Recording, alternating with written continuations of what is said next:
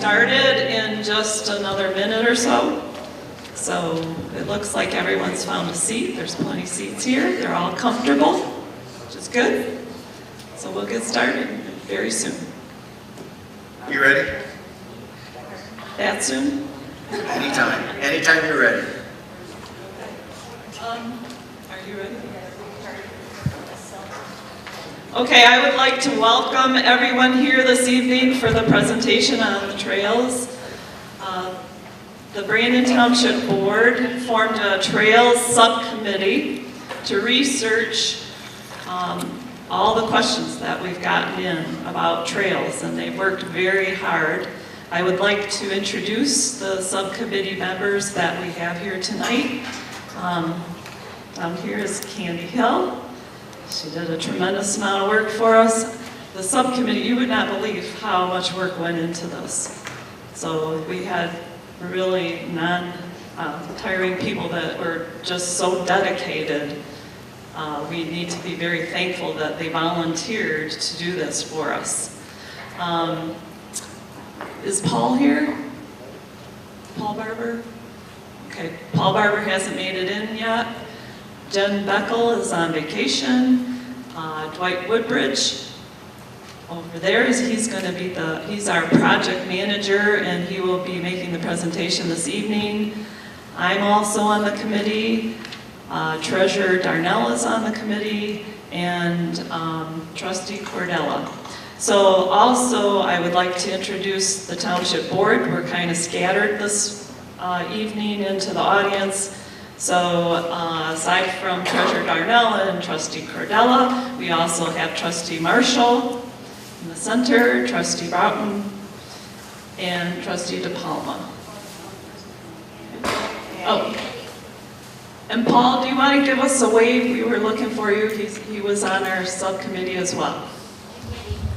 Oh, I'm sorry, she's over there. We have Clerk Allen here with us, who is on the Township Board. For housekeeping, if you need to use the restroom, you'd go through the doors you came in. And if you notice, there's a lot of emergency exits in here, but we're not expecting any hurricanes in the near vicinity, so that's a good thing. So at this time, we will go ahead and get started with the presentation. After the presentation, we will be taking citizens' comment.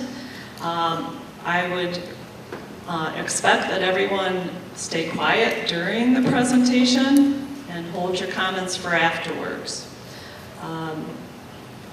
So with that being said, we'll turn it over to Dwight. Thank you, Kathy. Can everybody hear me? Just raise your hand if you can, probably at the back. Excellent.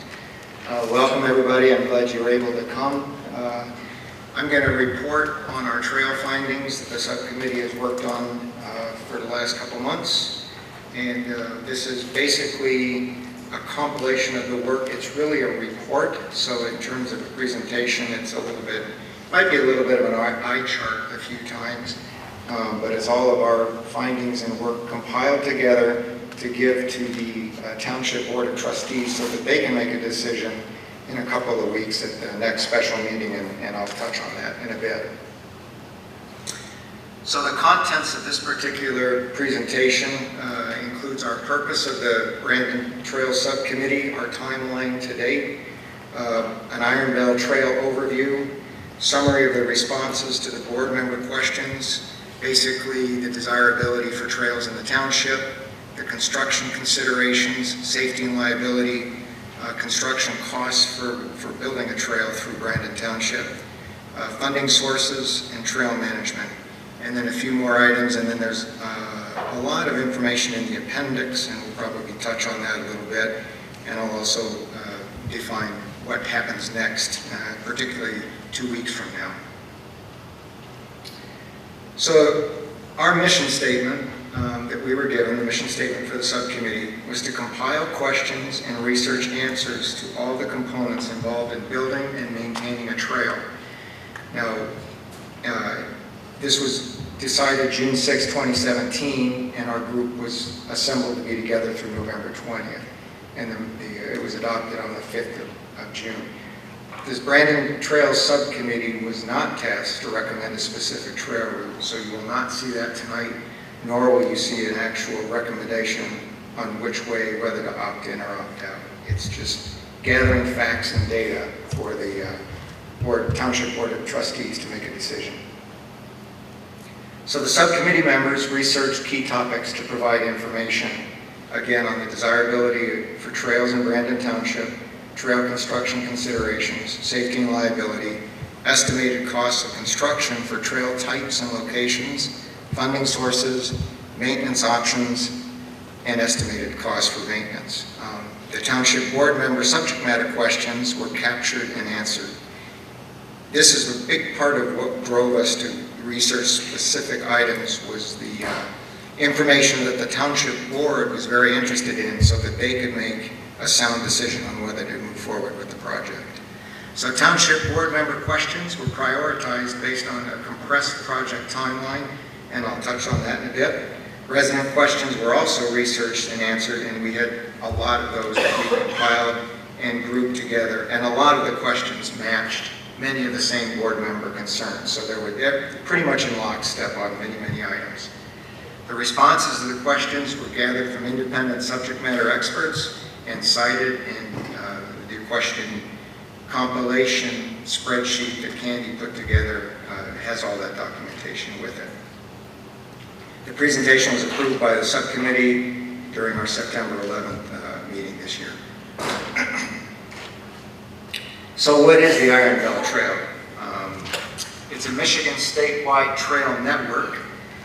It's the portion that we're concerned with is the biking aspect of it, and that runs, if you can see the little arrow that I'm going up and down, on the right-hand side. It's basically a 741-mile trail that stretches from Belle Isle all the way to Ironwood, Michigan, which is on the western UP, so it runs basically crisscross the entire state. What it is actually going to be, when it's completed, the longest continuous hiking trail in the United States. So it's kind of an interesting thing. It's very well supported by the state of Michigan. This is a slide lifted right from the DNR website. As of August 2017, between the two trails, they're roughly 64 to 69% complete. So obviously there's a fair amount yet to go, but a fair amount has been done, already completed. If I hone in a little bit closer and get down to our township level, you can see on the right side of the screen, the entry point is on the eastern edge of Brandon Township, and the other connection point is in the northwest, upper northwest corner of our township. And the proposed trail, the connector, is actually placed on the DNR state Iron Belle Trail map as a result of the 2015 Brandon-Ortonville Parks and Recreation Master Plan. It is also part of the Oakland County Pathway concept, and you can see here in the map picture in the upper right-hand corner, the county pathway system is comprised of a vision to link pathways and greenways throughout Oakland County and southeastern Michigan. And the circle in the upper right-hand upper corner up here is basically Brandon Township and that link that you just saw on the last slide. So one thing that we wanted to touch on is DNR grant funds, which is a lot of the funding that will pay for this trail. Funding sources are available for segments of the Iron Belle Trail. They're not available for other projects such as sewers or gravel road improvements. They're project specific for the Iron Belle Trail. If you look at the distribution of these and availability of these particular funds, you can see the distributed portion at the upper part of the screen. From the last 40 years, 1,354 miles of trails have been built with a total expenditure of $151 million. As of, I'll go to the 2/27/17, $189 million has been spent, and relatively evenly split between biking and hiking trails across the state. What's left on the lower box is what's available. There's 3 trust funds that you basically acquire funding from: the MNRTF, the TAP, and private foundations. Now, those are obviously a mouthful. MNRTF is the Michigan National Resources Trust Fund. TAP is the Transportation Alternative Program. SEMCOG is Southeast Michigan Council of Governments. And then private foundations are exactly that.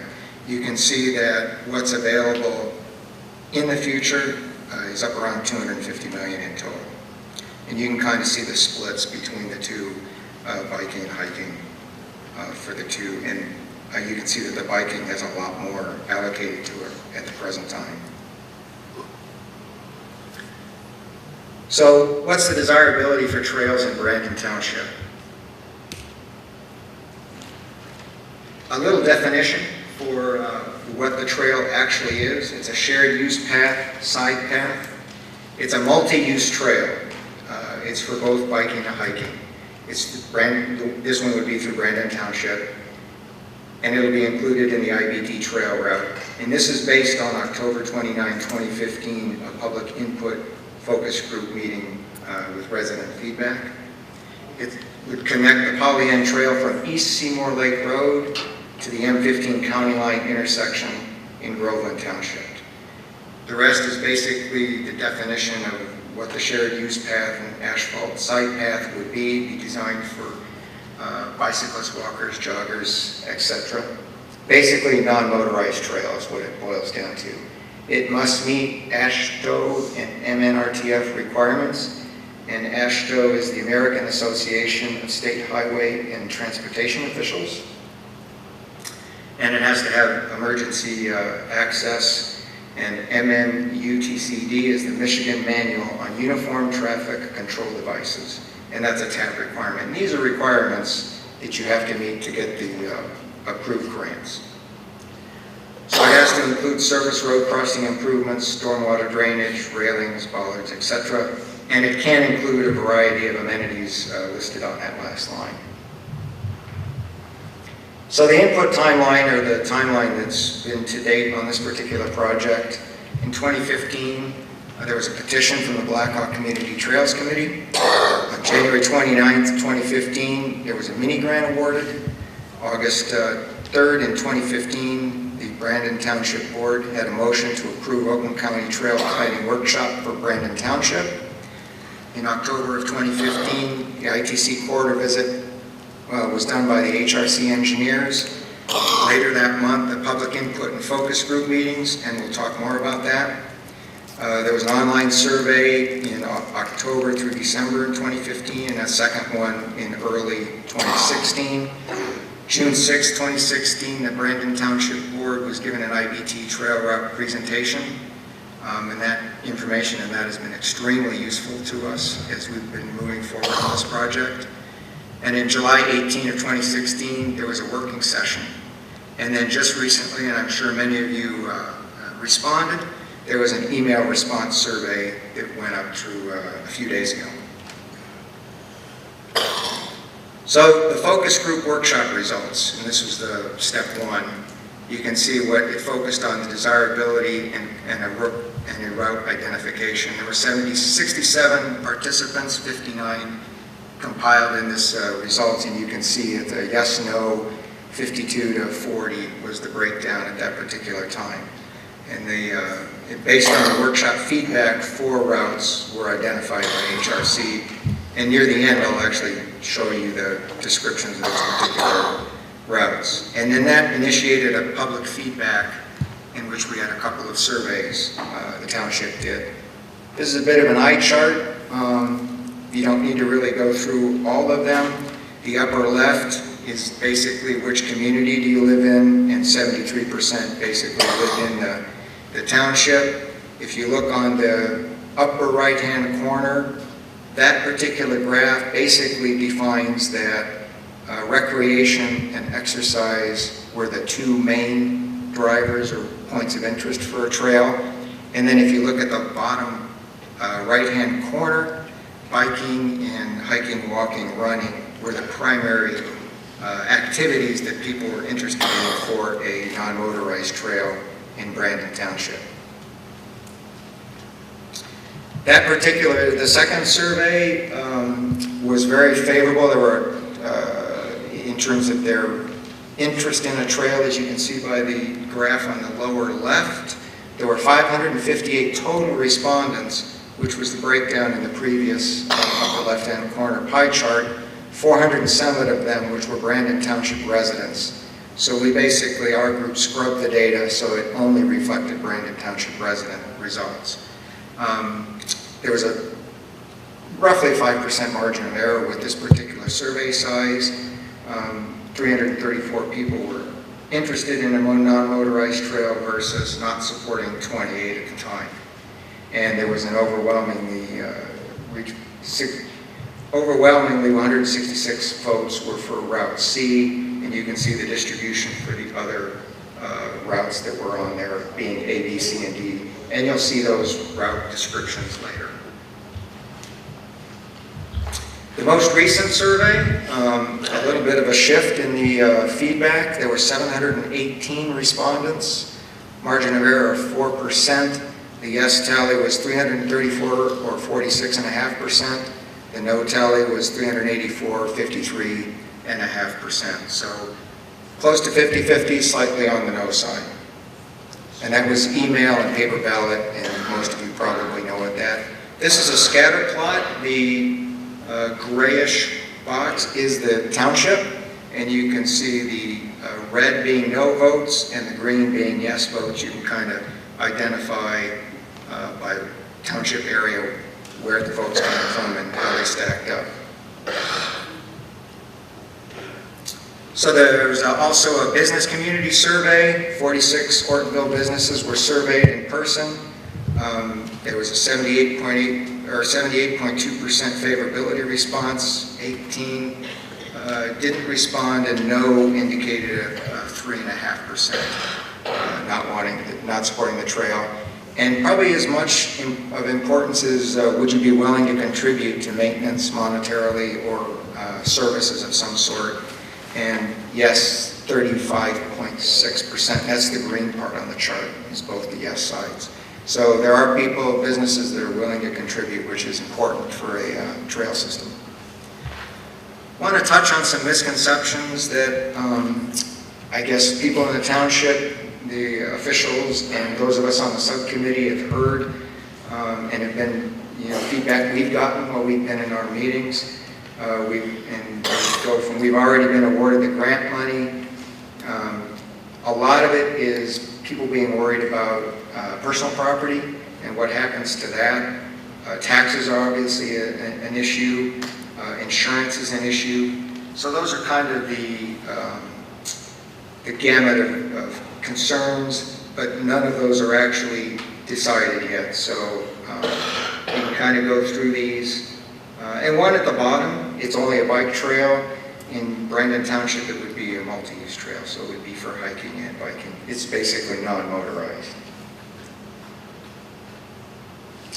Kind of an interesting chart that kind of was sent to us. It's local school district enrollment between 2002 and 2017, and the lower blue dot or line is Brandon Township, and you can see it's kind of been declining over the last decade plus. There's some statements on the right where economists have found that the level of education infrastructure is an important indicator of economic development. They're strongly related to school enrollment in many studies. There's also some information on outdoor recreation driving commerce. It's an $887 billion annual consumer spending habit of all of us. And so it creates opportunity from the business side. And trail availability, and this is probably a key, trail availability outranks security, ball fields, golf courses, parks, and access to shopping or business centers. And this is sourced from the National Association of Realtors. And research shows that homes near trails often have higher property value, with a price premium ranging from 5 to 10%. And also this was sourced from a PhD, and I listed the source there with this comment. So in summary, for desirability, surveys 1 and 2, letters to the township, local business community survey responses were favorable to a trail through the township. The survey number 3 was 53.5 no, 46.5 yes. Business survey showed a 44-2 favorability to having a trail in the township. Route C, opposition to Route C was due to in the interest of public safety. Therefore, it had been removed by the township board on May 1st. Opposition to the trail resulted in removal of Route A by the township board on September 5th. So that gives you a snapshot of where we are today in terms of what trails are still on the planner. And for Kristen Wilkfang, principal planner, Oakland County Economic Development and Community Affairs, she's expressed Oakland County's willingness to work with Brandon Township as the community residents and elected officials consider being part of the Iron Belle Trail biking route. Moving on, in terms of, this is going to, section we'll get into trail construction considerations.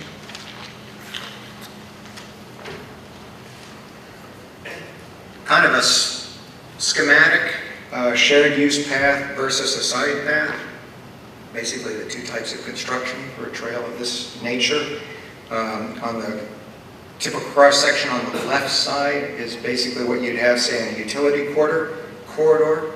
It's a 10-foot shared use path with clear zones on each side, a minimum of 2 feet on each, so you're looking at 14 feet width there.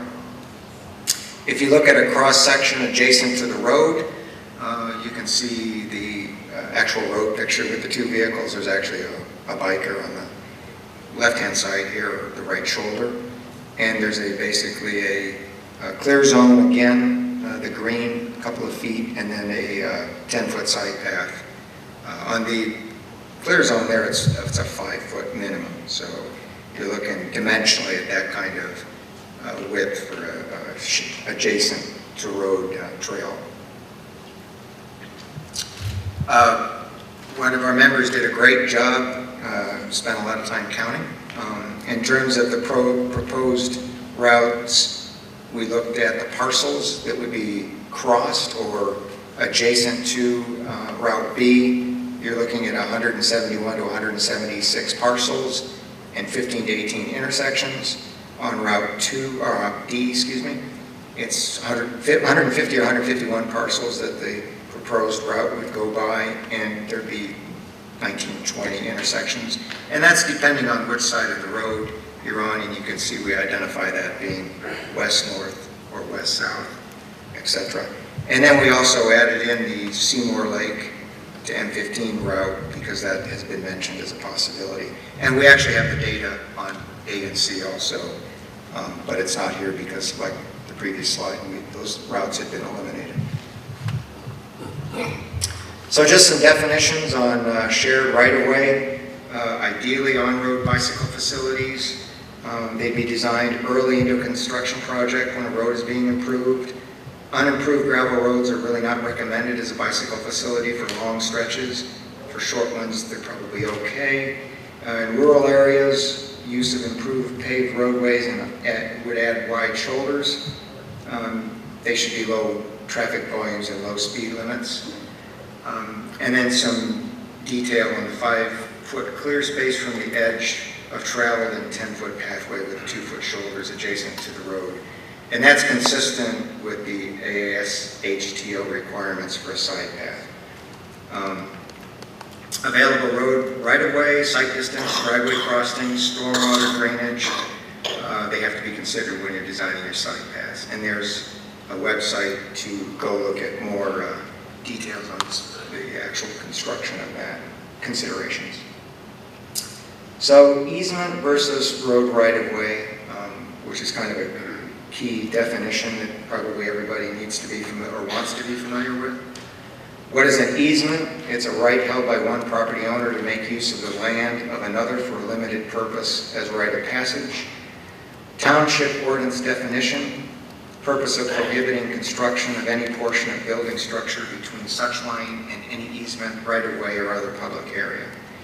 And then what is the road right-of-way, ROW? It is a designated swath of land including and around the roadway that is reserved for road maintenance and road-related activities. So in terms of easement and right-of-way acquisition, there's a process that one goes through to acquire those. It includes a title search, a creation of an easement document, and then site meetings with the property owner, appraisals of property, reviewing fair market value and items like that, and then legal counsel in the event condemnation proceedings are necessary. And then Kathy Thurman had some discussions on specifics on the details of right-of-way and easements. Easement rights, I won't go into a whole detail because it's quite the eye chart, but the homeowner along a proposed route would not be able to contest a trail of the road right-of-way or if it's property they do not own, such as an ITC corridor. So then there's a process that ones go through to basically mitigate that difference of opinion. So property concerns, addressing them. Property owners pay taxes on the land that is legally described in their legal description. If there are easements and right-of-ways, the land should be valued accordingly. It is common practice to not value the road right-of-way, so no taxes are paid for that portion. The trail easement by itself does not impact a parcel from a building perspective, except no structures are allowed to be built in any easement. Michigan property taxes are ad valorem or according to value. So if it deemed that if the trail has a positive effect on adjacent properties, then there is a possibility that that would drive taxes up a bit. The opposite effect would happen also if it's a negative effect. Septic fields and wells should not be located on a road-of-way, and then until the route is chosen, there would be we would not know if there's any easement space needed for the trail. A trail will not cause the homeowner's insurance costs to increase, and that has been researched and addressed, and there's some specifics in the question and answer portion of the presentation. ITC transmission lines and ITC corridor considerations. The transmission lines and corridor locations, just as a reference, they run north-south and northwest from West Seymour Lake Road to the northern township border, and the ITC corridor runs east-west from Baldwin to Ortonville within the township borders. Easements on the ITC property or other ones, there are likely several existing easements and licenses that will identify once a title search is done on the ITC property. So that would obviously have to be worked through if that particular route came to fruition. The license will be subject to existing leases, easements, licenses, or other interests in property upon which the trail will be located. And there's a fair amount of description there. To note, the proposed Route C along the ITC east-west corridor is removed from consideration, as I mentioned earlier. The type of trail that the Brandon Township residents provided feedback on, they want a trail that is hiking and biking friendly, or is the community looking for just a biking solution to have the IBT trail come through? If you look at the pie graph on the upper right-hand corner, the uses, again, recreation and exercise and nature observation. If you look at the lower right-hand corner, biking is 32%, and hiking and walking is actually 33%, but you can't see it from that on that, but it's 33%. So if the community is looking for a biking and hiking solution, then you need to get off the roadway. A trail separated from the road and within the ROW is one solution, and finding a utility corridor is another solution. And the DNR does recommend a multi-use trail whenever possible. And that's from Chris Bennett of Oakland County. So we looked at safety and liability issues and did a lot of research on that. There's a lot of information available, and we've provided that to the Township Board. It must meet AASHTO, which again is the American Association of State Highway and Transportation Officials. That's an MNRTF requirement, and that's again for the trust fund, which is Michigan National Resources Trust Fund. So it also has to meet that for emergency access. And then it must meet the MMUTCD, which is a TAP requirement, again, another funding source, which is the Transportation Alternate Program. And it meets the guidelines for the Michigan Manual on Uniform Traffic Control Devices. So basically, accessibility is very important part of the Iron Belt Trail. They are striving to accommodate all users. So as a definition, a bicycle by Michigan law is defined as a device propelled by human power in which a person may ride having either 2 or 3 wheels in tandem or tricycle arrangement, all of which are over 14 inches in diameter. So that includes a recumbent, trike, hand-powered bike. They all fall in this definition and need no special design for the actual trail, bike lane access, etc. So it's a very accessible trail, basically.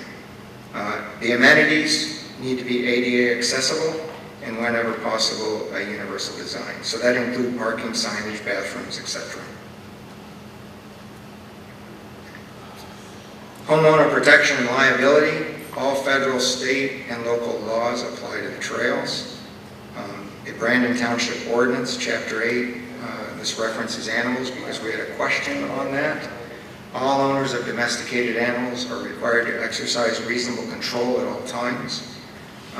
Dog bite statute holds the owner legally liable for a dog bite while on public property or lawfully on private property, including the property of the owner of the dog. Any individual trespassing on personal property and or causing intentional injury to a homeowner's animal can be held legally liable. So if a homeowner was sued for something the township should have taken care of, and this was a question as an example, who would be held responsible? The answer, township, and the homeowner would be named in a lawsuit, and prior to any payment being made, discovery would show who was responsible for the loss. So from the township side, liability and insurance, should anybody file a lawsuit against the township as a result of the township installing a trail, the case would be referred to a law firm hired by the township's risk management authority, and the cost would be covered by the township insurance carrier. Who is responsible if someone is hurt on a trail in the right-of-way? Road Commission for Oakland County, RCOC, is responsible for approving the design but does not take ownership of the trail. The municipality would take ownership of the trail and responsibility for maintenance. Both the RCOC and the municipality would have some exposure in a case where a car went off the road and the driver of the car would be liable, as an example. From an insurance standpoint, according to the township's insurance carrier, the insurance increase would be rated off budgetary expenditures. They do not consider trail maintenance a big exposure. As an example, if it was $20,000 per year for maintenance, the increase in insurance would be less than $100 per year. Moving on to crime and safety on trails. And again, all these topics are basically key questions that not only the township board members had, but also the public has inputted to the subcommittee. Again, all federal, state, and local laws apply to trails. And according to the Trail Survey of Law Enforcement Agencies and Officers done by Schoenbauer Consulting in June of 2010, the information they gathered, a vast majority, 87% of the respondents, law enforcement officers, report that trails account for less than 5% of all unlawful activity in their jurisdiction, with nearly 50% saying that it is actually less than 1%. Overall, trails are considered slightly safer than other public spaces, with 94% saying the trails are as or more safe than other public recreation areas and public spaces. Among trails that use abandoned rail corridors, most patrol them on an as-needed basis, and that's 36% of them were patrolled. Just over half the respondents said that if an abandoned rail corridor is converted to a trail corridor, they would expect unlawful activity to stay the same or decrease. With respect to injuries, the most common are those involving a single person, such as an individual-only accident or health-related injury. i.e. chest pains or twisted ankle. Discussing this with some local area trail managers, Polly Ann and Macomb, they indicated that the most common violations committed on trails include motorized vehicles on trail, and again, this is a non-motorized trail, trail site dumping from adjacent landowners, and vandalism of signage and amenities. And the source were interviews with Mike McDonald, Leonard Village President, and John Paterick, Armadas Township Supervisor. The Rockford Chief of Police, their greatest complaint from trail users are cyclists that ride too fast among the pedestrians and ignore trail etiquette. And this is on the Rockford, Michigan White Pile Train. So some examples for patrolling a trail. The Macomb Orchard Trail is patrolled by the Macomb County Sheriff Auxiliary Police, who are volunteers. They patrol in pairs on ATVs once a week for presence to deter crime, and that's in Shelby Township. And it's an interesting comment that they're patrolling in pairs, because I had a discussion with Lieutenant Glover, kind of highlighting a bit of their ability to actually enforce any legal laws or that. Polly Ann Trail is patrolled by trail advocates. They're volunteer trail users, and they're eyes on the trail, and they report acts of vandalism, and then those are obviously followed up by the approved lieutenants and officers. Southern Links Trail is patrolled by Tuscola County and Lapeer County Deputy Bike Patrols, and that's funded through municipalities that are along that trail route.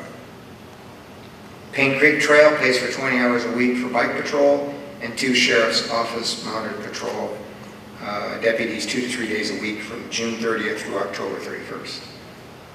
So a requirement basically actually for the grants, establish and post trail use rules at all trailheads and intersections to trail for enforcement, and then some best practice trail etiquette community education and awareness will help reduce the risk of personal injury to trail users. So as I referenced as an example, a cost to patrol the trail in Brandon Township, and Lieutenant Glover and I discussed this, roughly $4,000 per year, and that's basically using overtime shift costs, basically a minimum of a 2-hour shift. Basically you would pick probably the holidays, because those would be high traffic times, and then once per week for six months to get at that answer. And that basically would not include any volunteers in terms of that example right there. So in terms of a safety and liability summary, all federal, state, and local laws apply to the trails. Trail design must meet the AASHTO standards for emergency access, MMUTCD for traffic safety. There's a variety of options for safety patrol presence to deter crime, including hired and volunteer police patrols, and then trail advocates, eyes on the trail. Again, from Lieutenant Glover, the annual cost to patrol would be roughly $4,000 using the existing staff without the use of volunteers. Insurance rates based on budgetary expenditures would be less than $100 a year, given the research we've done on the amount of cost to do trail maintenance annually. And then lawsuits filed against the township as a result of the township installing a trail, the case would be referred to a law firm hired by the township's risk management authority, and that would be covered by the township's insurance carrier. So moving on to our next area of focus, estimated costs for construction for trail types and locations. So these are proposed route estimates, and they were compiled by HRC engineering firm. So an estimated cost for Route B was roughly $7.9 million. That's a 9.7 mile route, so $816,000 per mile. The estimate for Route D was $7.3 million. That's 7.7 miles at a rate of $918,000 per mile. It had to be adjusted a little bit for the miscount in the original estimate. We did an estimate for the Baldwin-Seymour Lake M15 route, which is approximately 8.2 miles, looking at the data from the other routes to compile to what that would need to be in terms of its construction. It would be roughly $7.15 million, and that would go to about $872,000 per mile. Just as a note, the Township Board voted down a request from the subcommittee to actually do an HRC estimate for the rough estimate, so that is an estimate done by the subcommittee. Looking at the ITC corridor and the transmission line costs, you would have the cost of a title search. An application must be submitted along with a non-refundable, and it's a one-time administration fee of $600 per trail mile that impacts the ITC property interests. And that's from the ITC Trailways guidelines. And then an annual license fee of $600 per year would be required for the use of the property. And obviously those would be potentially subject to change. The ITC requires the township to maintain an insurance policy naming ITC as an additional insured. And per the township insurance carrier, MMRMA, there will be no additional cost to the township to comply with that requirement. So we looked at estimate costs by the type of structure that you would use to build an actual trail. HMA asphalt pathway, 10-foot wide pathway, it's $110 a foot. Trail bridge depends on the type you're using, the length of span required, and the height off the ground. The most recent footbridge is from about 10 years ago and cost around $1,000 a foot. If you look at inflation, that's $13.50 a foot.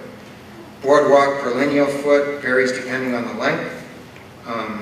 So it's kind of like the more you do, the better the deal, except of course it costs a lot more. So $1,470 of boardwalk is $550 a foot. 182 foot of boardwalk is $730 a foot. So the bike lane per mile will vary depending on the thickness of the pavement, cross-section of the roadway that you are connecting, and to whether or not there is any portion of paved shoulder that you can utilize. The RCOC has very limitedly allowed bike lanes in the past. Any areas that are being considered for bike lanes should get input from the RCOC early in the process. So, you also need to consider professional services, 10% design engineering and 15% construction engineering fees. Typical engineering professional services that would be provided on a pathway project would include a topographical survey, a geotechnical survey, design engineering, construction inspection and layout, contract administration, and density testing. Easement and right-of-way acquisition. An engineering firm may also be asked to assist with easement acquisition, and these costs can include basically the same list: title search, creation of the easement document, site meetings with the property owner, the same items that were in the original easement discussion, appraisals of the property, and evaluating fair market value of the property. These, and then legal counsel in the event of condemnation proceedings that might be necessary. So the costs vary greatly depending on the parcel and funding source. A range for tasks 1 through 4 would be $47.50 to $72.50. Tasks 5 and 6 are purely market and contract dependent. Additional cost considerations as you're looking at building a trail. The following items need to be further researched in order to develop a sound project estimate: easement or right-of-way acquisition, wetland impacts and possible mitigation costs, need to enclose ditches and or install storm sewer systems, elevation changes that require boardwalks, and of course the length of the boardwalk will regulate the cost, and the type of ground will determine the depth and type of support. Relative to elevation changes, ASHCO has basically a grade requirement that the trail must meet so that it's usable for a wide range of people. So in terms of the construction cost summary, HRC estimates range between $5 million to $8.5 million, which include 10% for contingencies or cost overruns. Construction costs can be covered 100% by MNRTF, TAP, and private grant funding, removing construction cost burden to the township and its residents. So basically, and we'll go through some examples of that. So, good transition to funding sources. Again, the available funding, is from 3 sources. The MNRTF, and again, that's the Michigan National Resources Trust Fund. TAP, which is the Transportation Alternative Program, and then private foundations. If you look at the breakdown, you can see that most of the funding source is coming from private foundations, and a much smaller distribution is from the MNRTF and the TAP. And for biking trails, the funding availability is $159 million, and for all the trails together, it's $250 million. So, the program goals for the Michigan National Resource Trust Fund strongly believes that the natural resources of our state should be accessible to the public for the outdoor recreation opportunities they provide and protected for their scenic values and environmental importance. Projects that provide access to and protection of significant natural resources, inland water bodies, and hunting, fishing, wildlife viewing opportunities are highly valued by the board. So the priority types of basically getting grants will emphasize the following 3 areas for funding in 2017. Trails, wildlife ecological corridors and winter deer yard, projects within an urban area, and public access to the Great Lakes. Looking at the some details, 25% match minimum for development projects, cash or in kind. This is a reimbursement program, and there's a $300,000 limit on the development funds. Engineering and permit fees are reimbursable, so up to 15% of total project cost.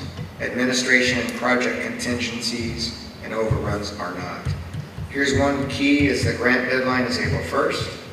Design must meet the AAS HTO guidelines, must have an approved and updated Parks and Recreation Master Plan.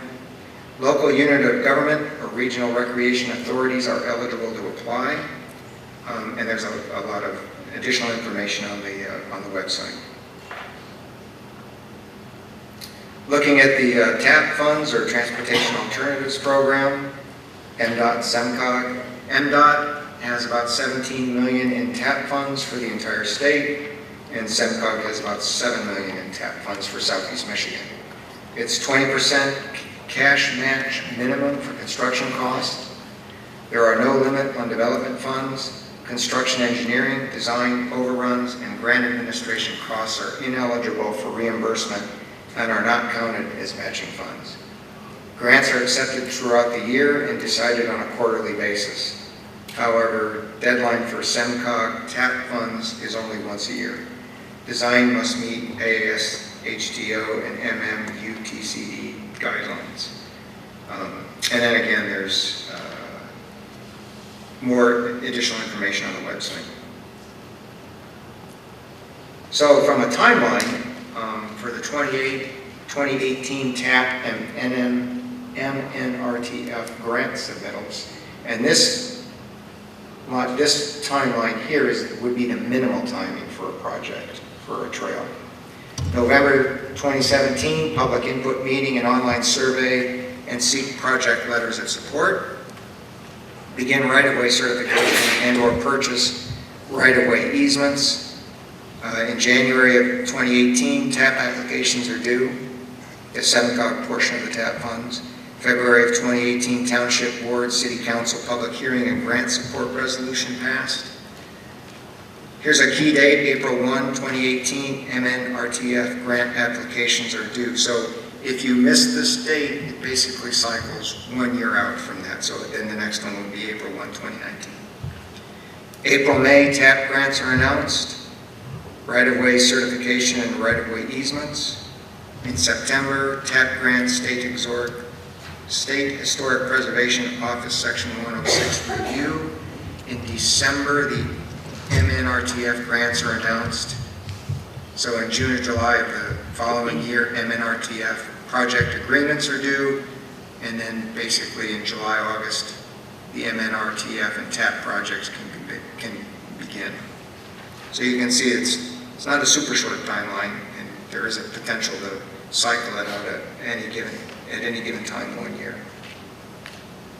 Required letters of support, project cost estimates, projected out using 2018-2019 cost figures, mobilization, traffic control, surface, road crossing improvements, drainage railings, bollards, warning, regulatory signs, boardwalks, and your amenities. Projects with live plant materials are required to include site preparation, watering, and cultivating within the budget, and then they give the details. Design engineering, typically 10% of the total project cost. Construction engineering, and your permits, and grant administration. So here's a funding example to kind of give everybody kind of a little more focused view on how this all works. Say you have an estimated cost, and this was an engineering example for a 7.7 mile, 10-foot wide asphalt trail, say of roughly $4.9 or $5 million. Your MNRTF grant could max at $300,000. The TAP grant would be $1 million or less. So the private funds raised by the Michigan DNR would be $4.911 million. So in terms of the private funds, the portion not covered by TAP and MNRTF would be $3.7 million. 10% design engineering is roughly $500,000. 15% construction engineering is $745,000 for a total of the $4.9 million. So that's all covered between the 3 grant methods. So your potential cost to the township for the Iron Belle Trail construction would be 0, which is obviously a key point to this whole thing. From a trail management standpoint, looking at how the township basically would manage it, the applicants will have site control and will be the manager of the trail segment that funding is applied for. So the trail development grant application requires an annual maintenance schedule, including invasive species control where relevant, and of course that is relevant in Brandon Township. Maintenance costs, life cycle costs, and the current maintenance budget. Management includes community awareness and trail promotion, fundraising, recruiting volunteers, trail safety and maintenance oversight, and future trail efforts. So this management slide kind of outlines the work involved from a trail management standpoint. Your typical trail maintenance responsibilities, pretty much like all of us do at our own homesteads, mow and prune the areas adjacent to the development trail, or basically mow and keep the place looking good, maintain trail surface, repair hazardous holes, grade surface as necessary, ensure surface transition to bridges, concrete, and decking is flush and meets ADA standards. Inspect, maintain, and repair the bridges, bridge decking, and bridge railings. Maintain the parking lots. Maintain any temporary or permanent restrooms, ensuring they're clean, stocked, and emptied on a regular schedule. Empty your trash containers and recycle bins. Install and/or replace any signage. Remove graffiti and repair areas that have been vandalized. Perform your safety and liability inspections of the trail. Remove down trees, tree limbs, etc. Ensure that all the bridges are safe and suitable for emergency vehicles. And then, if it's part of the maintenance plan, you'd have to do snow removal if it was kept open during the winter season. Funding options for the maintenance plan. First one note here, Fred Raybrant, Director of the Brandon Township Parks and Recreation, has asked to be the trail manager. We've included his letter in our report here.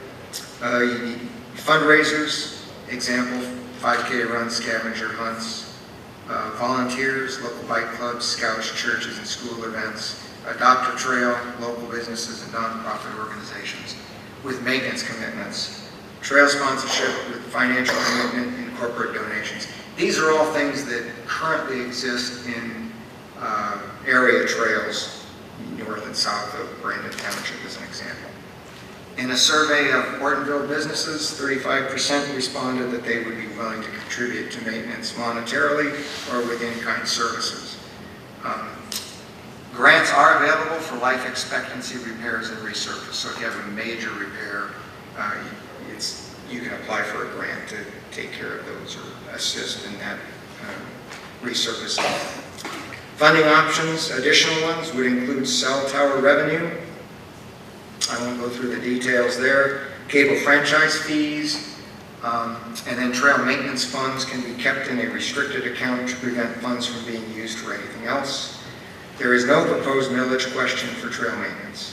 In the future, if the Township Board approves a millage question to cover trail maintenance, it could go to the electorate for a vote. So in summary, for trail maintenance, trail management plans and maintenance resources vary significantly trail to trail, and that's determined by the surface, location, and use of the trail, and whether the trail is a side path or a shared use path.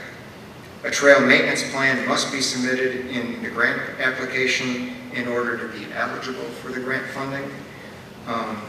In 2014, the Rails to Trails Conservancy survey of 300 trails concluded that an estimated cost per mile for asphalt surface, if you look at the adjusted numbers, is $20.63 per mile, and that's asphalt, and non-asphalt was $10.53 per mile dollars. Part-time trail manager would be basically roughly $7,000 annually. Safety patrol, again, roughly $4,000 annually, and I'm obviously rounding up a bit.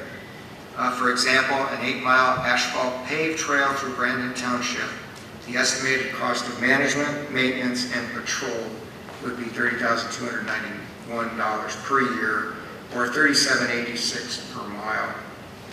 Roughly $5 a parcel without any volunteer help, and that's per parcel in Brandon Township. So what are the next steps in this project? The Brandon Township special meeting, basically today, September 21st. The next meeting is October 5th. So our objective with the delivery of this report to the Brandon Township Board of Trustees was to give them a 2-week window to review this report and then all of the backup material that we have that is on a jump drive that we've supplied them.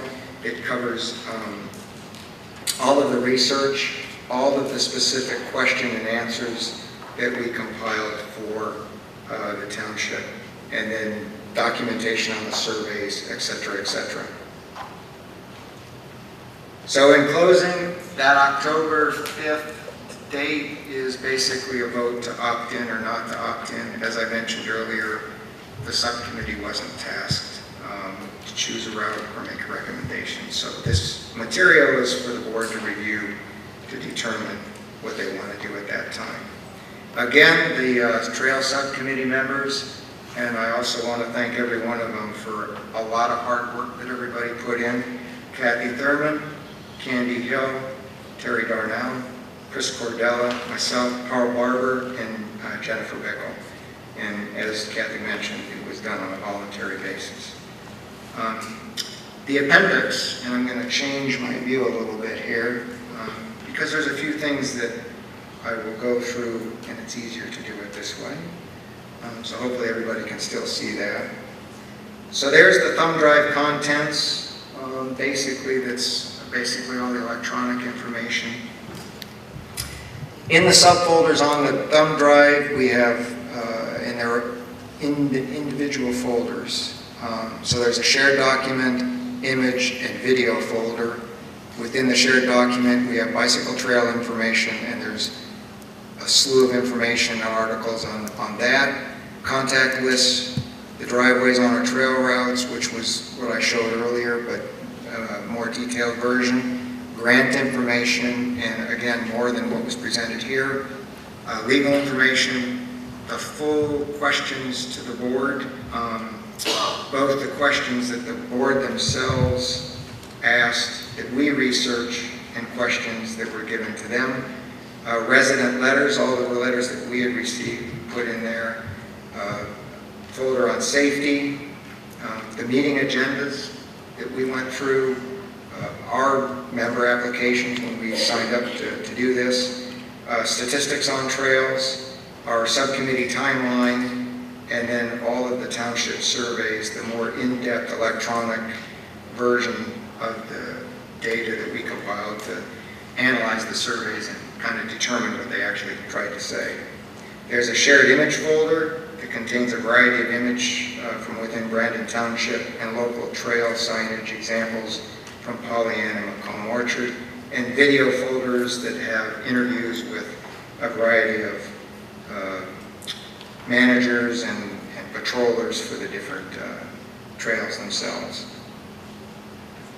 Our timeline, and it's worth running over because one of the comments was it ended up being quite compressed.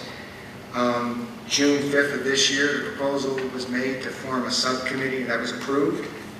The members were approved on July 11th. Our subcommittee first met July 25th, and we kind of found out at that time that we kind of had a deadline of October 1st to opt in, for an opt-in vote, which was a kind of an Oakland County requirement or suggestion. Then we had 3 subcommittee meetings in August and September. And then tonight you're here for the presentations of the findings at our special board meeting. And then on 10/5, special board meeting to receive vote on whether or not to move forward with the IBD connector through Brandon Township. Okay, next.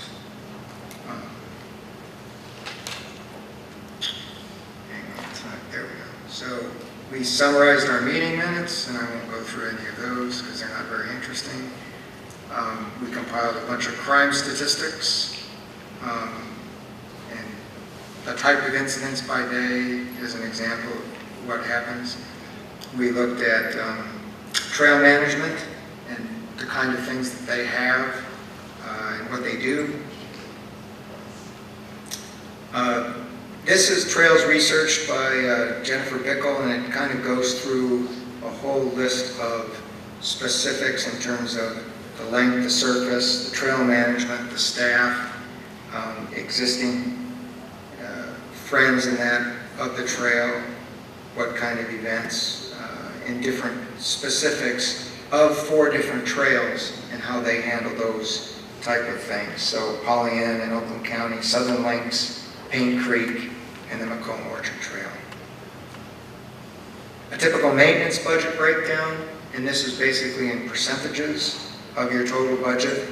The different type of requirements from surface cleaning, mowing, vegetation management, etc. It gives you an idea of what percentage of your budget you spend on each one of those items. Just some definitions on the Michigan Americans with Disabilities Act.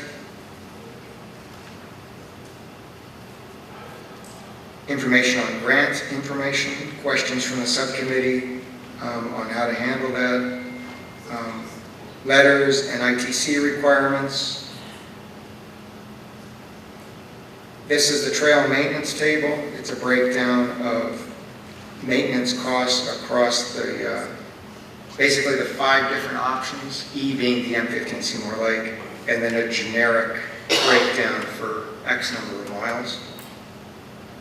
The HRC breakdowns, and then this is kind of what I wanted to show as much the audience as everybody else.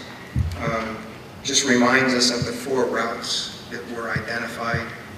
This is just a particular map of the trails and of the trail route itself. This is A, this is B in the purple.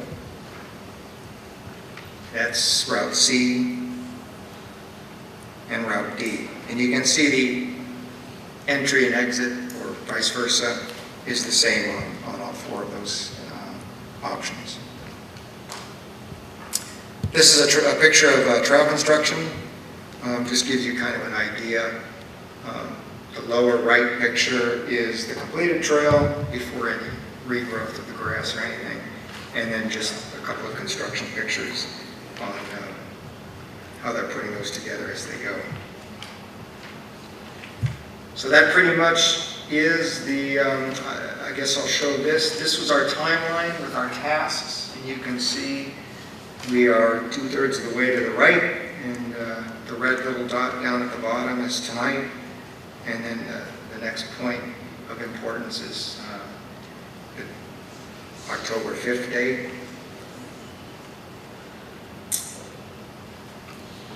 Oops, hang on just a second. So to give the folks an idea, this is the question answer sheet, and it's a spreadsheet. This is an example of part of the summary page where we have the question, the category, who it was assigned to, the question itself, and then the response. And all of our responses as a subcommittee, we made a conscious effort and a decision to make sure that we cited all of our answers relative to what the source of the answer was, so that you would have a subject matter expert answering every single question. This is a summary basically of our trail survey statistics in terms of going through all of the different surveys and assigning, determining their desirability, basically sampling sizes, and basically statistics of the different surveys. That was surveys 1 and 2. This is basically the business, or the July 18th board meeting, or the workshop, where they defined whether they wanted a trail or not. The business survey, and basically defining the votes there, and then basically our most recent survey that was done. So we've got that gathered, and that's in one specific spreadsheet. So that basically covers everything for the presentation, and I will turn it back over to Kathy to move to the next phase. Thank you, Dwight. You're welcome. Good job. That was a lot of information. Thank you. I just wanted to make one clarification. The slide that came up regarding the 120-foot easement space, that is in the Road Commission master plan. The actual easement space is 66 feet on most roads. It's only 120 feet on M15 in our township. So I revised it, but it just didn't make it into the presentation. So at this time, the completion of our presentation, we will move into citizens' comments. We're not going to be deliberating on trails tonight as a board. It was just a meeting to be presented this information. The board will have an opportunity to go back, look it over very thoroughly, ask questions, and Dwight, since you're our project manager, if the board has questions for the subcommittee, should they all be directed to you, or how do we want to handle that? I guess is the question. Good question. You can either direct it to me, or perhaps if there's some specifics, or if they know somebody better can handle, they can direct it that way too. Okay, on the question and answer sheet, it has initials of who submitted the answer. So I imagine if you had a question on a particular answer and you saw someone's initials, you could ask them directly. But right. If it's a general question, should they come to you? Yeah, if you look at the question and answers, there's a column that has our name in it, and then when you're looking at the summary side, we actually initialized it. So I would be DW, your KT, etc., and that identifies who provided that answer. And Candy did a great job of formatting that so that everything shows up on the summary, and there's individual tabs for each of us that provided answers. So the board members can jump from the individual tab or to the summary and look through through all of that. And again, that file is in the jump drive. Okay, all right, thank you.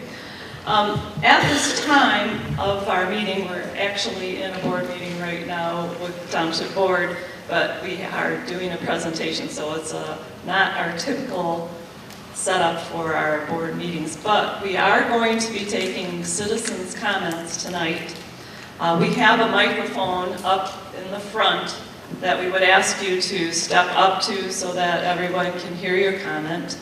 But before we do that, by a show of hands, how many are here but are not Brandon Township residents? So if you are here listening to the presentation and you are not a Township resident, could you just raise your hand, please? I'm not seeing anyone. All right. Just so the board members have an idea of your position on trails, I'm going to ask that if you are in favor of an Iron Belle Trail segment through the township, please raise your hand at this time. I'm not this loaded question. I think we've already dealt with that in the last survey, and I'm not sure why we have to do that. I'm just doing this now so that if people do not want to all come up and make a comment, we have an idea of their position. And that's the only reason. I'm not even going to count. Just so the board has an idea. So again, those that are in favor, please raise your hand. Okay. All right, thank you. And those that are opposed, please raise your hand. So for tonight, we have more people opposed than that are for the trail. Just so everyone knows. So at this time, what we're going to do is open it up to citizen comment.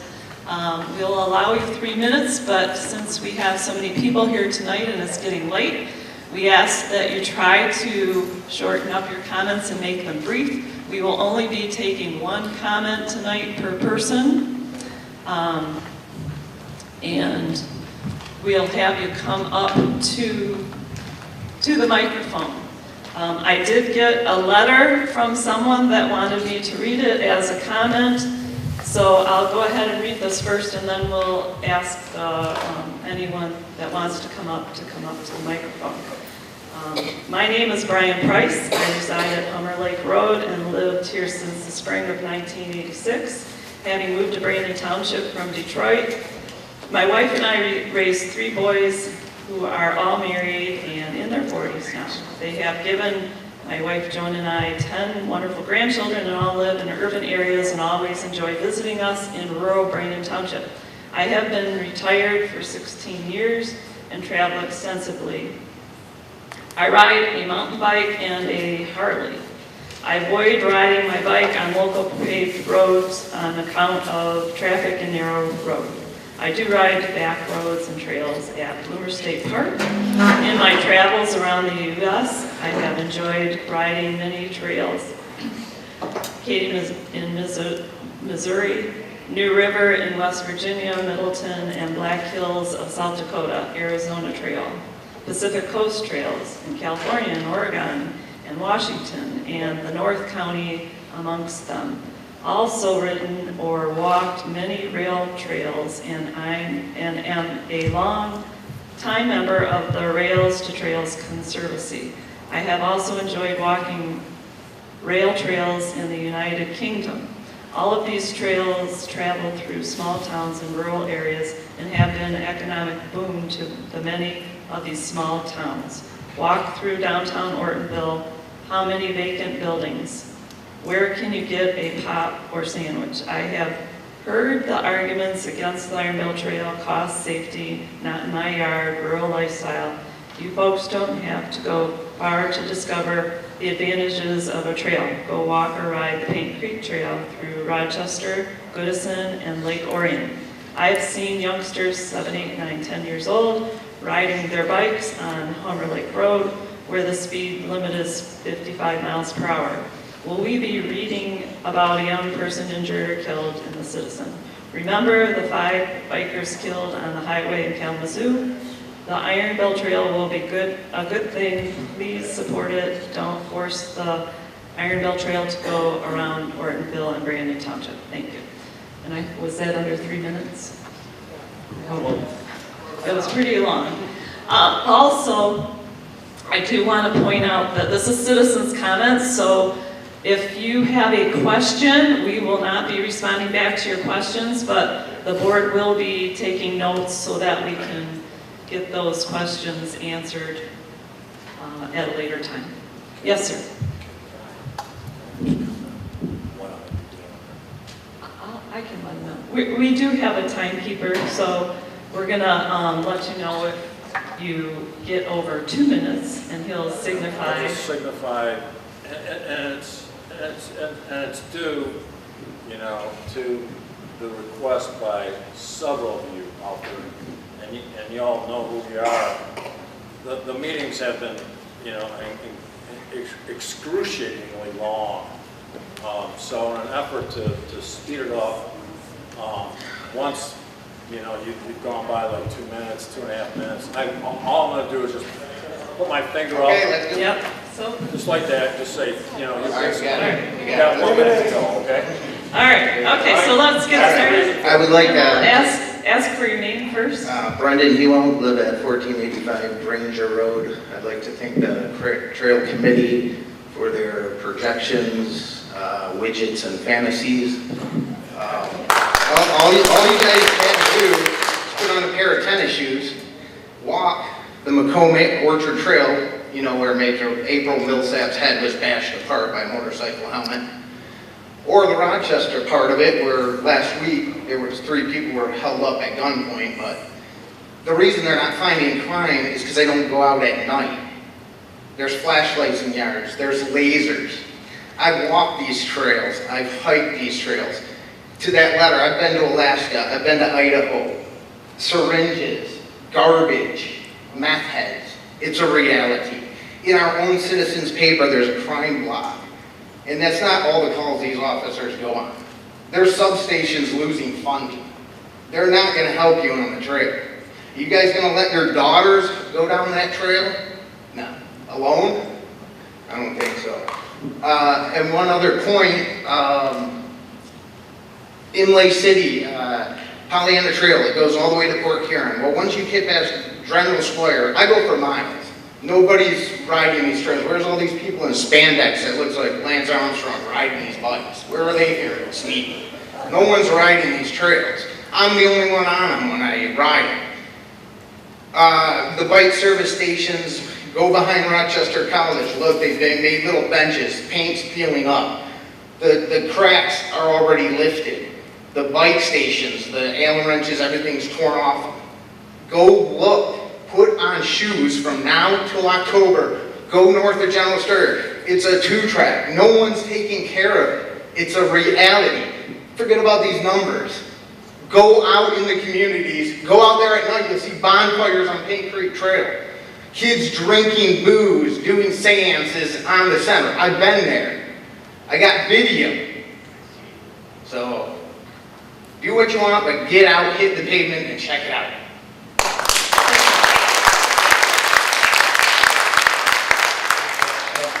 Would anyone else like to make a comment? You need to stand over everybody as they're making their comments then. You need to stand over everybody as they're making their comments then. Oh, Just relax. Just relax. I'll be over here.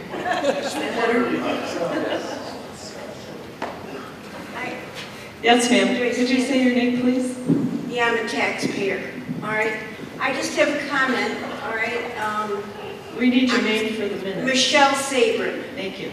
I don't know why we're all taxed quite extensively by the county for our parks and rec. If you look at your tax statements, why, if they want to help us, why don't they pay for this? That's my comment.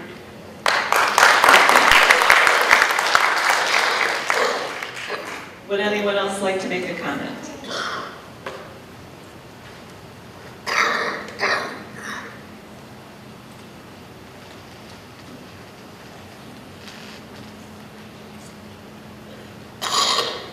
My name is Starlin Eunice, and I live at 3501 Lakeview Drive. And I'd just like to say to the Township Board, please pay attention to the citizens. You saw the citizens here tonight. 5 or 6 raised their hand, and they want the trails. Look how many there are that do not. And don't pay attention to the facts that you got back in 2015, 2 years ago, before anybody knew what these trails were about. Now, the majority, it looks like, from the chart, are saying no. So please say no to these trails.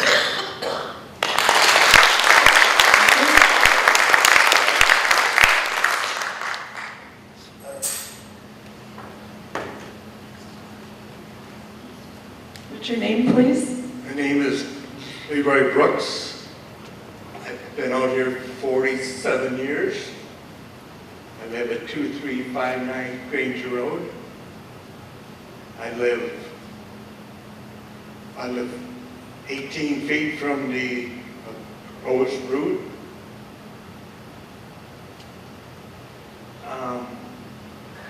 And you folks, if you go and build the route, you will be taking away my hunting rights in that area. And that is one of the big things that was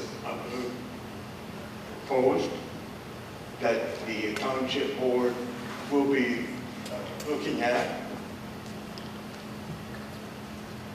And I've got rights to 80 acres.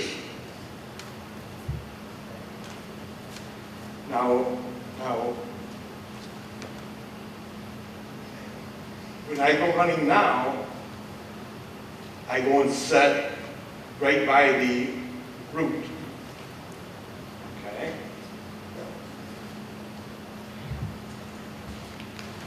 If I go and see something that I want to go on the shoot, and I got people walking up and down there, you know, and I know that those are guys sitting over there will be right down on my property in a matter of minutes. When I go bang, bang, bang, shooting towards the 80 acres, well, within the number of feet that you gotta be 450 feet. And I've been doing this there approximately 40 years. And now the township is going to be taking my rights away. Why? Thank you.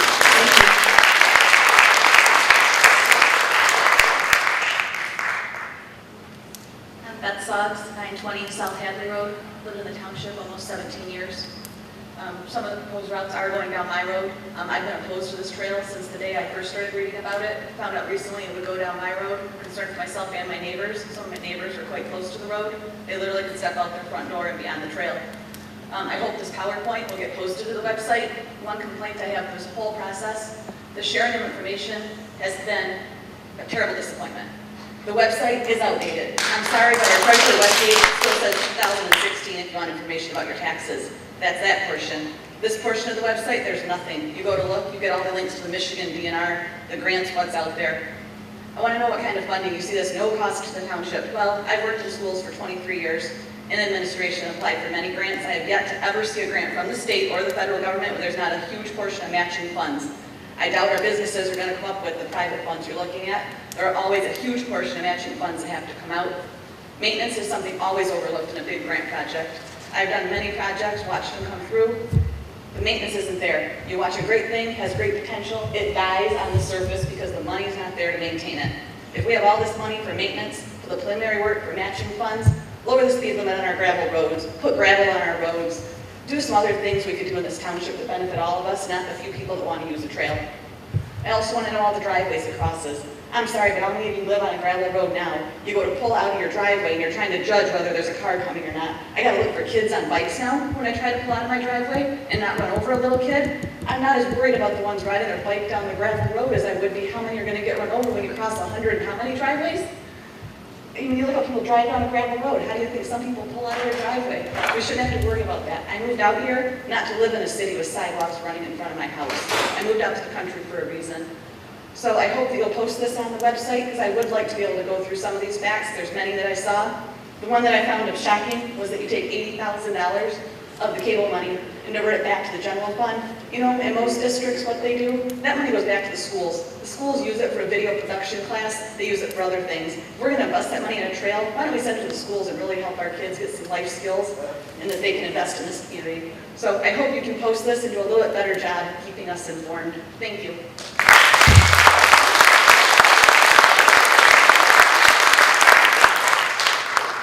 My name is Sharon Wyatt. I live at 173 Village Court. And I think the trail would be a good thing for the township. I'm a taxpayer. And that's all I have to say. Thanks.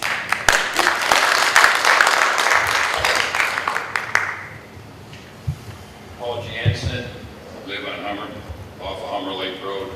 Over half of the people said they don't want it. There's been an agenda in your presentation. It was a good presentation, but it was all propaganda. It was for the trail. You didn't talk to any people that were against the trail. It was totally for it. If you're going to vote on this, let the people that's property is affected by the trail. The guy that is not going across his property, hell yeah, he wants it. Why not? They say it's going to help property values. Well, it's not helping property values when I look out a kitchen window and that trail's on my property. It might be on somebody else's property that might benefit. It ain't going to benefit me.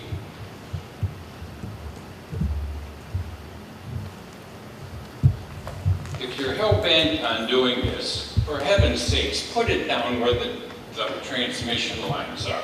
Why do you want to go across people's property? You see all these good people in here, all taxpayers that probably voted for you guys because you were conservative. We shouldn't be spending this money anyway. That's why the country's $20 trillion in debt. Every little community gets their little pot to spend money on. Who's going to pay for it?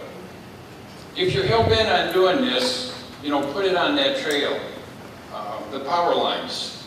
It's not going to affect anybody. No, not true.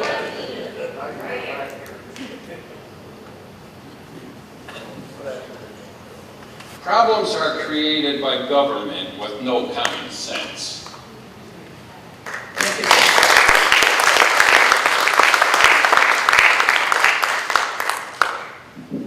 Hi, my name is Elise Hewa, and I live on Granger Road. And I also would appreciate more transparency with the government. It would just be great if we could know who's driving this issue, who's behind it, because we've been told over and over again that this was a dead issue, and it's certainly not a dead issue. So I really don't appreciate the constant resurrection of the dead. And even the desirability factor that you mentioned in your presentation, if you look at the desirability in this room, you can see the majority says no to the trail tonight. Also, I know some of my neighbors like to shoot in their backyard. Like the kind man mentioned, he hunts in his backyard. So that's another factor you're going to have to consider in your report, if you don't mind, for the October meeting. Also, I was pretty much shocked to hear about all the volunteers that these local trails count on for law enforcement. I was surprised to hear about the Pollyanna Trail and the Macomb Orchard Trail counting on so much volunteer help. I don't feel really good about that. as a taxpayer, I want to know that law enforcement's patrolling the trail, not volunteer residents. And also, it's astonishing how much funding is so available for this. Just like the other lady mentioned, I would like the extra funding that we have to be spent in other resources. Road maintenance, improvements in the school. I live on Granger Road, and you can tell how torn up that road is. It's just constantly torn up. And road commission's always there as much as they can helping us. But I would appreciate all those additional cost considerations that were in your report to be more amplified. I think it was pretty much downplayed. The sewage, the wetlands maintenance, the trash, the lawn maintenance, snow removal, signage. What are we gonna have, blue crime lights and 911 phones that we have to monitor now? That just seems quite excessive. And I know there's other points, but I'll stop there. Thank you.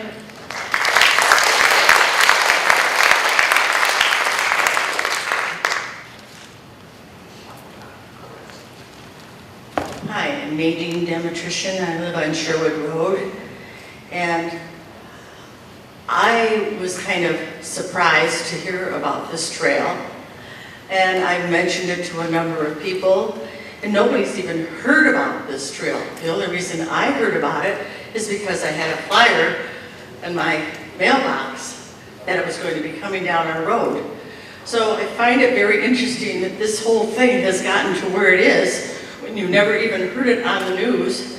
And many people that I've asked questions of, they've never even heard about it. So I don't understand how it's gotten to where it's being considered by our board. And I'm sorry, I'm not very educated on this. It's just kind of common sense. And all the monies that you talked about tonight, that money could be used in so many other important things. I don't think this is important. I don't understand. Somebody said that this is motivated by Governor Schneider. I don't know how that would be, just one person does it.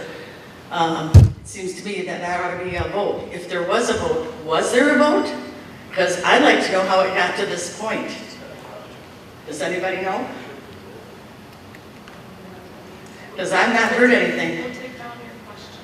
Okay, well, then I would like to find out how, I am going to write the governor and our representatives, because to me, this shouldn't even be going on. And then the fact that the meetings that you have had have only been at 3 o'clock in the afternoon until now kind of doesn't make any sense either. I know you people have worked hard, and that's good that you've done what you've done, but I don't understand how it got to this point. So I'm sorry, I just had to say that because that's who I am.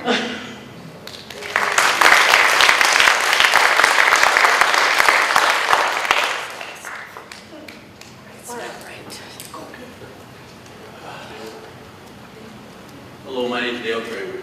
Great job on the presentation. I think it was very informative, had a lot of facts on it, answered a lot of questions.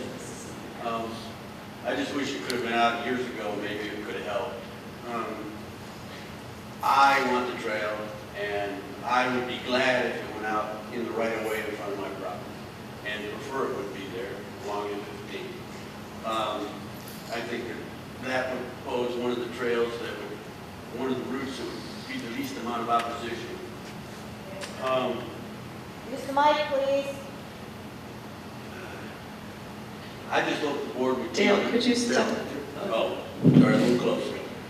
I just hope that the board keeps an open mind and will review all the information they just received tonight and review it all over the next 2 weeks and make a decision that's best for the whole community, not just the ones that show up here at the meetings, the 50 or 75 that continually show up at all the meetings, and look at the whole 18,000 that residents in the community. And then maybe post the information that you gave to the board members on the website so we could all look at it. And maybe the community as a whole will start reviewing it and keep an open mind and show up at the next meeting. And then post on there that, I know you just had it in the presentation, that the money can only be used for the trail and nothing else. And if it's not used for the trail, then it goes to another community. And this is money's collected from the community, $9 million that could come back to the community that'll end up going to someone else, some other community. And it's not going to be put towards roads or rocks or repairs of any other kind, just the trails. I guess you'll just have to highlight it big and bold. Thank you very much. Great job.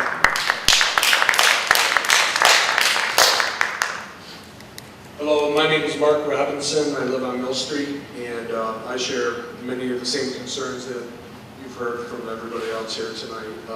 First of all, a lot of the houses there on Mill Street, they're very close to the roadway as it is. My house measures 18 feet from the current sidewalk, right?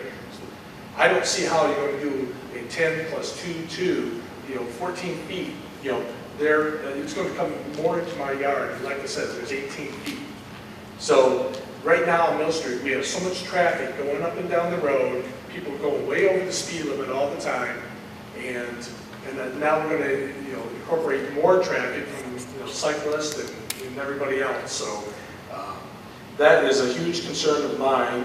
And also, let me remind everybody about the skate park that's in town and what kind of a fiasco that turned out to be. And we don't even do anything with that or police it. Now we can't even keep it open or anything else. So I'm just worried about what's going to happen with this bike trail as well. So thank you for your time.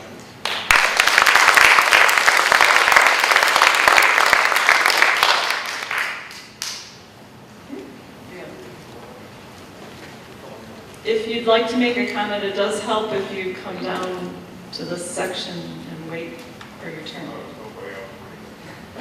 Okay, my name is Mike Youngmeyer. I have an issue here with this whole thing. Is like, I've noticed that at least 2 of the trails have been allowed to exempt themselves through voting and that. I asked you and I asked Terry by email how we could do that on Seymour Lake, and I got 0 reply. As far as I'm concerned, this is just a railroad deal going down for us.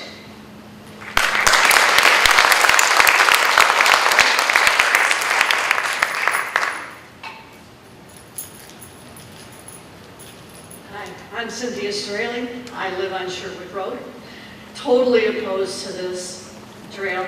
You showed the 35% of the businesses that were for it said they would put money towards it. That's not enough.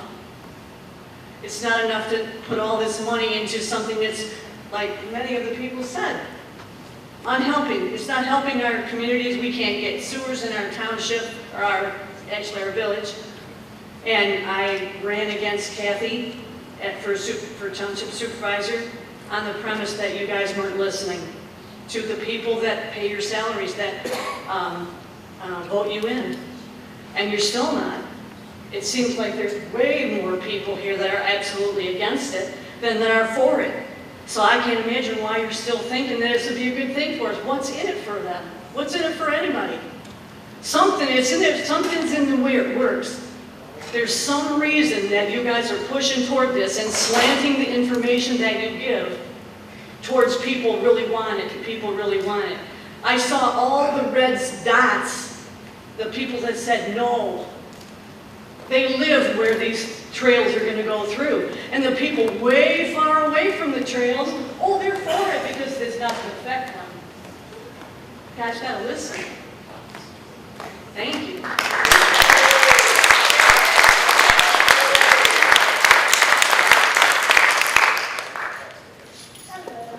Shannon Johns. I live on Elmer Lake Road. And I just have one thing, because you guys have heard me, I don't even know how many times now. To the thing about that you had up there about it not impacting the homeowner's insurance or their realty values, that is not true. I've already spoken with my insurance company, and they said that yes, my homeowner's insurance and my liability would increase if there was to be a trail in my yard or adjacent to my property. Because at any time, anybody can come in your yard, unless of course I want to build a fence or do any of that fun stuff. And my property value would be affected as well. So as great as your presentation was, and it was, I don't think you guys got all the information. Because when my insurance company told me it would go up, I was like, oh crap. I called another insurance company, and they said yes, that would absolutely affect your insurance. So I said, okay, I'll call another one. Called another one. Yep, it'll affect your insurance. I'm thinking, okay, my sister sells insurance. Called her. Oh, definitely. That will definitely affect your insurance. So I'm not sure who you guys all talk to, but that information is incorrect. And people should know that. Don't have your rules tell us.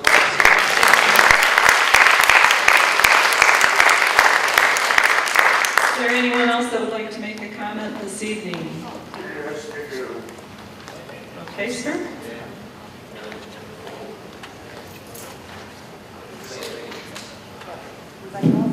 My name is Bob Wood. I live on Seymour Lake Road, 1625 Seymour Lake Road. I've been here for 23 years. I have a very small front yard. On the left side of it is my septic field. On the other side is just open.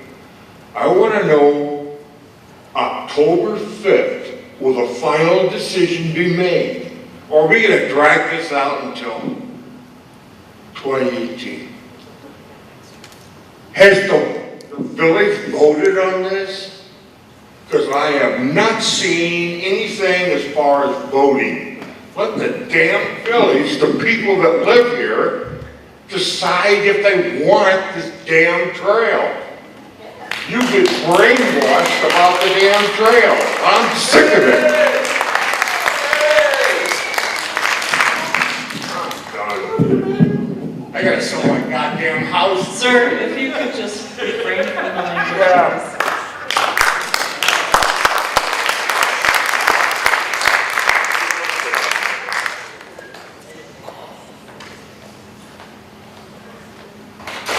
I'm Steve Myers, I live on Seymour Lake Road as well. I just have a fundamental question about how this is handled. We're going to October 5th for a vote as to whether or not to do the trail without having selected a route or having any accurate estimates of construction, which those seem a little oddly specific in an estimate, right? So you're asking for carte blanche vote to do a trail without a specific route selected and claiming it's going to go to eminent domain for anybody that opposes that. So you're asking for permission to make a trail and eminent domain without having a route selected. So that'll be done later, at some other date, and with all guidelines. So that's really, really interesting. It seems very sneaky. Very odd that that wasn't a task at the trail subcommittee to find a location for a trail. Very strange.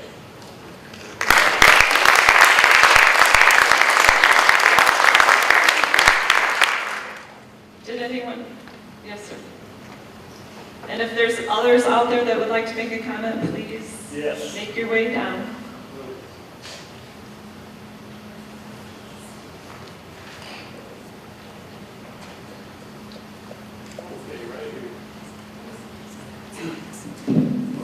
I don't do this very often, but my name is Ken Reed. I live at 777 South Hadley Road. This whole matter should be put up to a public vote. There has been absolutely no vote. The entire township, this should appear on the ballot. Everyone should have the ability to vote yes or no. Personally, I would vote as a great big no. Thank you very much.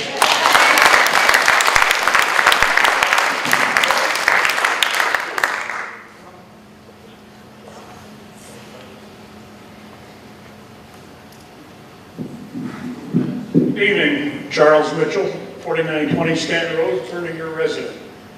Of all the conversation, I haven't heard anybody say, what's the need of this trail? Anybody say, how many people ride the trails? I think the answer is you gotta follow the money, and the money's all among these construction companies. Somebody has a special interest. Thank you.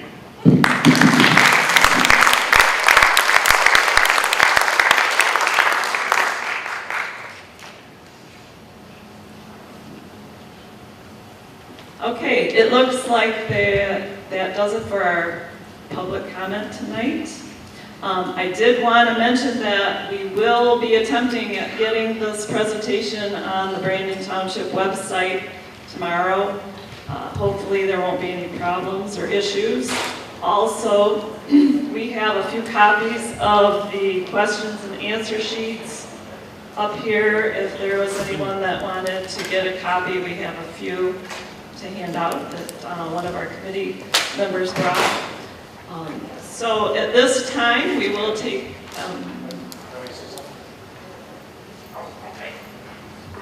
I have a really big voice. My name is Bob Marshall. I'm on the Board of Trustees, and I know a lot of people do not like public speaking. So if you have any opinions you want to voice, please go to the website, email me, and give me your opinions, because I know a lot of people don't like getting up here in front of people.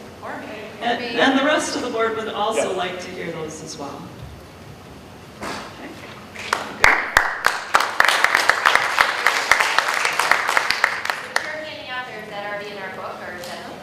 Yes, you have that already. Okay, at this time, would someone like to make a motion to adjourn the meeting? So moved by Trustee DePalma, supported by Trustee Broughton. All in favor, please signify by saying aye.